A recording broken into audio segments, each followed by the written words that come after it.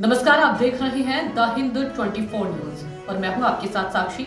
आइए नजर डालते हैं आज की बड़ी खबरों की ओर। गोघाट में वरिष्ठ चिकित्सक तथा समाज सेवक के पहल पर प्रसिद्ध कवि रविंद्रनाथ टैगोर का जन्मदिन पालन किया गया। इस कार्यक्रम आरामबाग की सांसद मिताली बाग मौजूद रही। कवि गुरु की तस्वीर पर माल्यार्पण कर श्रद्धांजलि दी गई। इस अवसर पर प्रभात फेरी सहित अन्य सांस्कृतिक कार्यक्रम प्रस्तुत किए गए। লক্ষ্মীকান্ত ঘোষের উদ্যোগে সকালে প্রাতঃভ্রমণকারীদের প্রচেষ্টায় এই রবীন্দ্র জয়ন্তী পালন এসেছেন, কি বলবেন?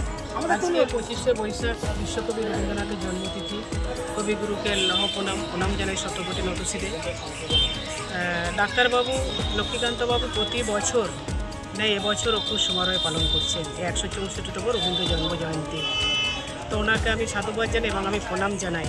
আরও একজন ডাক্তারবাবু আছেন, ওনার বাড়ি একদম আমার বাড়ির পাশে এবং যাদের কোলে পিঠে চড়ে আমি বড় হয়েছি সেই ডাক্তার অঙ্কুর ঘোষ মহাশয় আছেন। বিশিষ্ট গুণীজনেরা যারা আমার পিতৃর সম। খুব ভালো লাগছে। আমরা যখন আসছিলাম অনেকগুলো গান রবীন্দ্রসঙ্গীত বাজছে, কিন্তু তার সাথে সাথে একটা গান ধরা হয়েছিল যে আমরা নতুন যৌবনের দূত। ওনারা প্রবীণ হলো। পরিস্থিতির মধ্যে আমার দেশ চলেছে, আজকের দিনে দাঁড়িয়ে রবীন্দ্রনাথ কতটা প্রাসঙ্গিক বলে মনে করেন? আজকে আমাদের সারা বিশ্ব জুড়ে, বিশেষ করে ভারতবর্ষে যে ভয়ঙ্কর এবং ভয়াল পরিস্থিতি তৈরি হয়েছে উগ্রপন্থীদের হামলার সুবাদে, সেই পরিস্থিতিকে ওয়েলকাম করতে গেলে, সেই পরিস্থিতি থেকে বেরিয়ে আসতে হলে রবীন্দ্রনাথকে আমরা কখনোই ভুলতে পারবো না। কারণ রবীন্দ্রনাথ ঠাকুর এমন একজন কবি যার কবিতার মধ্যে এই কথাটা বারবার উঠে এসেছে। যখন আফ্রিকাতে মানুষগুলো অসহায় নিরন্ন অবস্থায় ছটফট করছিল, তখন রবীন্দ্রনাথের মুখ থেকে বেরিয়ে এসেছিল উদ্ভ্রান্ত সেই আদিম যুগে স্রষ্টা যখন নিজের প্রতি অসন্তোষে নতুন সৃষ্টিকে বারবার করছিলেন বিধ্বস্ত, তার সেই অধৈর্যে মাথা নাড়ার দিনে রুদ্র সমুদ্রের বাহু ধরিত্রীর বুক থেকে ছিনিয়ে নিয়ে গেল তোমাকে।